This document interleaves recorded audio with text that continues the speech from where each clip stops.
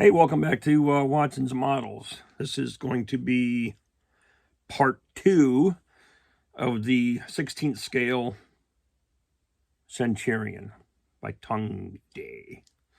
And so what I'm working on is I'm experimenting with something. I don't know if it's going to work, but it involves, I don't have to take it out. It involves flexible fabric Band-Aids,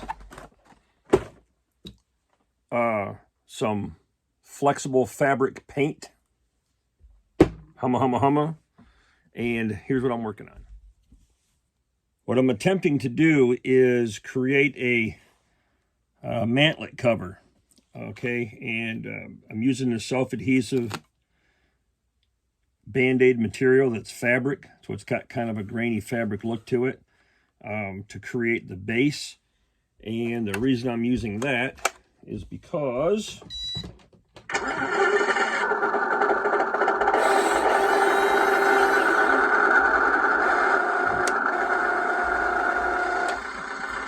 sort of flexes with the gun, right?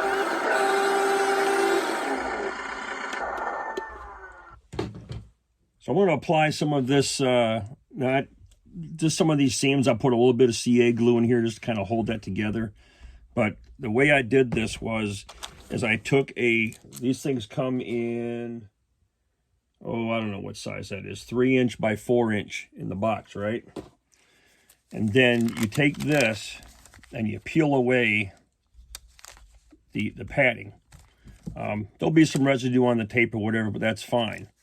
Kind of sized it up, popped a hole in it, slid it right over the gun tube, laid it and formed it. And then I created the 2 half-round sections for each side, and those laid over the top. So hopefully that will give me where's my little deal here? That will give me the indication of a seam of where it was stitched together on both sides.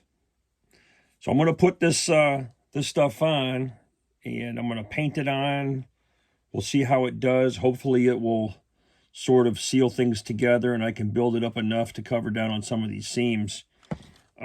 Also, I've got some styrene, because there are some sections in here where it has reinforcement strips across the top. So I'm going to do a little more studying on what that cover looks like in real life and go from there. But yeah, I've seen guys make this stuff out of the green putty or whatever and just let it get hard. They're never going to elevate and depress their guns, but why not, right? So I may as well experiment and see what happens.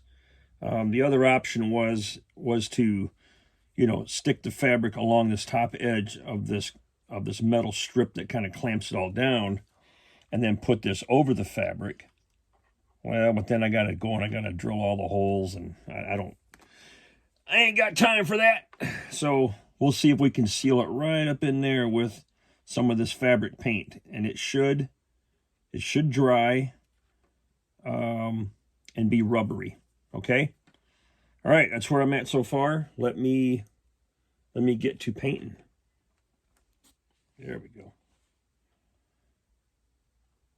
See how that glops on there?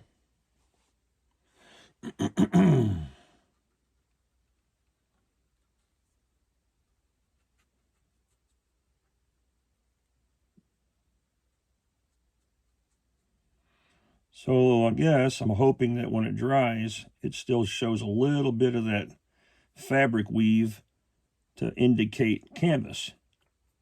That's what I'm really going for, is a canvas look. Let's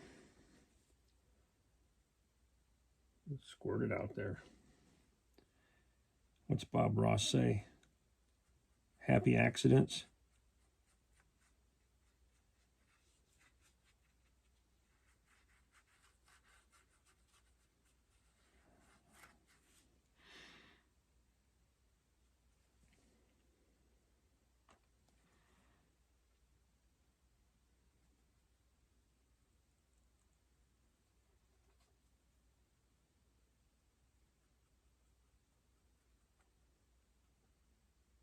That's already looking cool.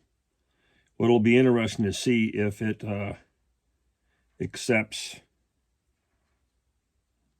acrylic paint without a problem.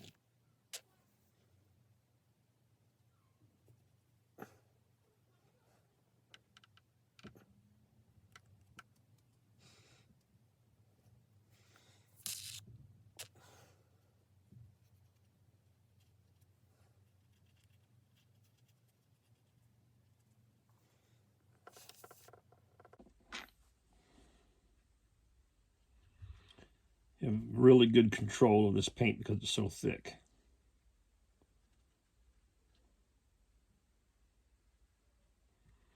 And I've used this stuff before on t-shirts, and it really does a good job, especially if you do like raised lettering with it.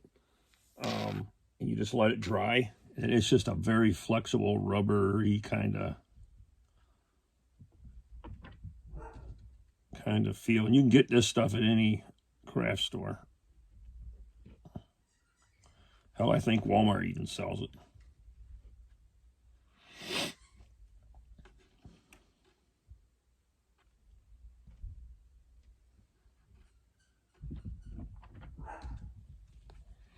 Now, if you remember, I told you earlier, this side of the turret, that the mold isn't really there for that bracket. So when this is all said and done, I may put a strip there just to kind of fill that in. Right. We got the paint on. It squeezes on nice and thick. It's puffy paint. And it will dry permanently and like rubber. Now you can see where I put extra layers of it on there to give the appearance of wrinkles in the fabric. So we're going to let this dry, and but I can already tell. Let me turn this thing on.